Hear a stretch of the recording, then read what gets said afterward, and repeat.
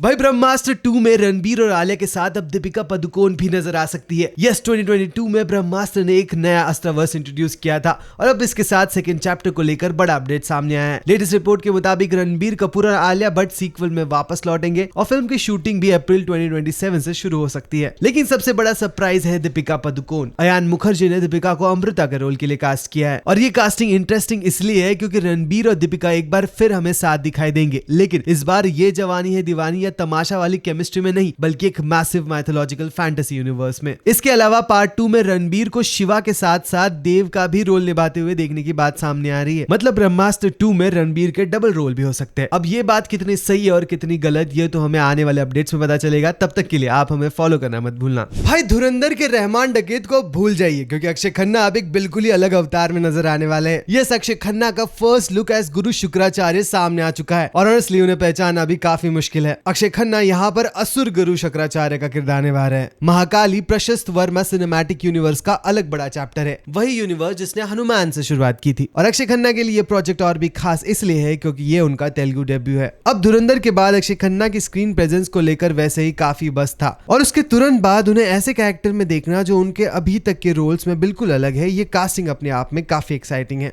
बाकी आपका इस पर क्या ख्याल है, कमेंट सेक्शन में मुझे बताओ और ऐसे ही नए नए अपडेट्स के लिए फॉलो करते रहो बज़ूका शो टाइम्स। भाई मनोज वाजपेयी अब महात्मा गांधी बनने वाले हैं, लेकिन ये पूरी गांधी बायोपिक नहीं है। यह सुधीर मिश्रा की इस अपकमिंग थिएट्रिकल फिल्म में मनोज वाजपेयी पहली बार गांधी का किरदार निभाएंगे, जबकि सौरभ शुक्ला भी अहम रोल में नजर आएंगे। फिल्म इंडिया के इंडिपेंडेंस के दौरान गांधी की जिंदगी के सिर्फ 21 दिनों पर फोकस करेगी। जब दिल्ली पॉलिटिकल पावर का सेंटर बन रही थी, तब गांधी ने अचानक दिल्ली से दूर जाने का फैसला क्यों लिया। फिल्म इसी लेसर नोन चैप्टर के पीछे पर्सनल और पॉलिटिकल कहानी दिखाएगी। अनुभव सिन्हा और नरेंद्र हिरावत इसे प्रोड्यूस कर रहे हैं और खास बात यह है कि सुधीर मिश्रा भी लंबे गैप के बाद थिएट्रिकल सिनेमा में लौट रहे हैं। बाकी आप इस मूवी को लेकर कितने एक्साइटेड हो, कमेंट सेक्शन में मुझे बताओ और ऐसे ही नए नए अपडेट्स के लिए फॉलो करते रहो। भाई सुशांत सिंह राजपूत केस के बाद रिया चक्रवर्ती को जिस तरह का पब्लिक बैकलैश फेस करना पड़ा है, उस पर अब रिया ने द ट्रेटर्स में खुलकर बात की है। यस, और आयरॉनिकली रिया अब ऐसे शो का पार्ट है जिसका पूरा कॉन्सेप्ट ही ट्रस्ट और बिट्रियल के अराउंड है। शो में रिया ने कहा है the world already sees me as a traitor, लेकिन बात सिर्फ इतनी नहीं है। रिया ने बताया कि उन्हें लगता है कि दुनिया में उनके बारे में पहले ही एक ओपिनियन बना लिया है और द ट्रेटर्स में एंटर करते वक्त उन्हें यह भी पता था कि ट्रेटर्स का लेवल उनके लिए ऑलरेडी फेमिलियर है। यानी शो में जहां बाकी कंटेस्टेंट को ट्रेटर होने का डाउट प्रूव या हाइड करना है, रिया के लिए ये वर्ल्ड रियल लाइफ में भी एक कंप्लीटली डिफरेंट मीनिंग कैरी करता है और इसी वजह से उनका गेम अब और इंटरेस्टिंग हो चुका है। बाकी आपको क्या लगता है, क्या रिया अपनी रियल लाइफ इमेज को हाइड कर पाएगी या फिर उसी परसेप्शन को अपनी बिगेस्ट स्ट्रेंथ बना लेगी? कमेंट सेक्शन में मुझे बताओ और ऐसे ही नए नए अपडेट्स के लिए फॉलो करते रहो बज़ूका शो टाइम्स।